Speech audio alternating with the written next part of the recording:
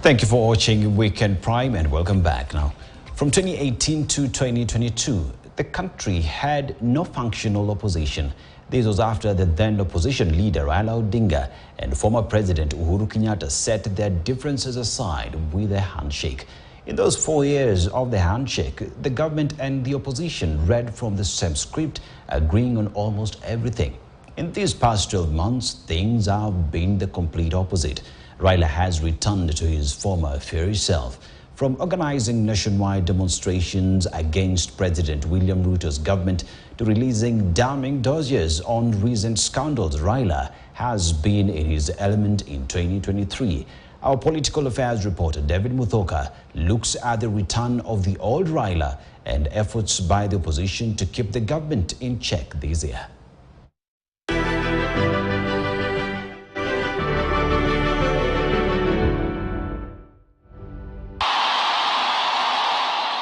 In March 2013, retired President Uhuru Kenyatta beat the then CORD leader Raila Odinga in a hotly contested presidential election to ascend to the highest office in the land.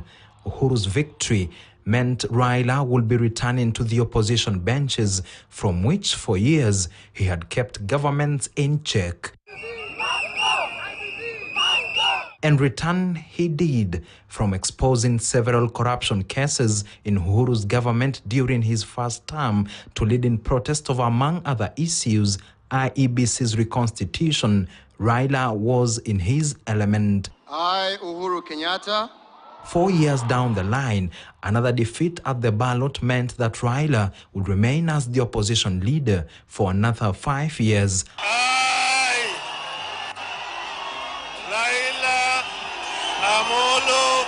Odinga. Almost immediately after the August 2017 election, the then NASA leader led another round of demonstrations against the government that culminated in a mock presidential swearing-in ceremony. So help me God. This will go on for a few months.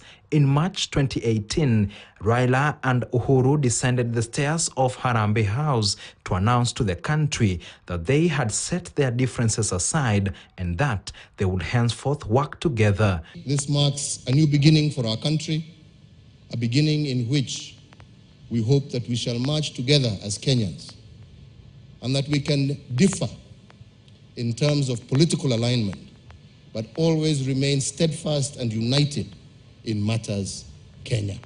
And we say that the divide ends here, beginning the process of building the bridge that binds Kenya together. The line between the government and the opposition was blurred. The blissful relationship between the government and the opposition went on until the end of President Kenyatta's second and final term in office in August 2022. The government even backed the opposition's choice for flag bearer at the ballot, Raila, who was competing against the then Deputy President William Ruto. Ruto had fallen out with his boss Kenyatta and became the face of opposition within the government. Kazi yake ni kupiga mdomo na yeye mwenyewe yako ndani ya serikali. Hawezi kuja kukuambia, anajaribu kusema ukiona barabara ni yeye, ukiona njaa ni mwingine. Kwani serikali ni mbili? Na mimi nataka nimwambie rais, wacha kuniletea maneno my friend. Wewe sukuma candidate yako bwana kitendawili. Unaniongelea nini? Sijui kama tunaelewana. Mr. President, please stop talking about me. Talk about your candidate. After the August 2022 elections, Raila lost again. Ruto became president and immediately shut the door on any post-election handshake with Raila, unlike his predecessor. Our position is that we should never be in the position that this country was put by the handshake, where there is no distinction between government and the opposition. Raila, who was 77 then, was under pressure to retire from politics, having lost the presidential election 5 times. Raila did not hang his political boots. If anything, he tightened the laces. A few months after Ruto moved into State House, the opposition leader began holding anti-government rallies to push for an audit of the election, which he claimed was rigged, as well as to push for the lowering of the high cost of living. The rallies went on for months until March 2023, when the opposition upped the ante. Weekly demonstrations kicked off against the President Ruto administration. The protests continued for weeks in several parts of the country until April 2nd, when Raila called them off after a call for dialogue with President Ruto. I have carefully listened to the issues raised by my friend, the Honorable Raila Odinga. In times like this, it is not about who is right or who is wrong. In view of the foregoing, we stand down our demonstrations for Monday, that is tomorrow. A month after protesters left the streets to pave the way for talks between the government and the opposition, they were back in May. The talks had hit a snag. A third wave of weekly demonstrations started in July. In some parts of the country, protesters lost their lives. Others were seriously injured, while property was destroyed. The demos only came to an end after Raila and President Ruto met face-to-face on July 29th in a secret meeting in Mombasa. Indeed, there was a meeting chaired by His Excellency Honorable Obasanjo. And Baba accepted to appear in that meeting because of his respect for His Excellency Honorable Obasanjo. Niliongea na kiongozi wa upinzani na viongozi wa upinzani na nikawaambia ya kwamba sisi ni nchi ya demokrasia. The two agreed to return to the negotiation table and a national dialogue committee was established. For months, the committee negotiated and came up with the national dialogue report in November.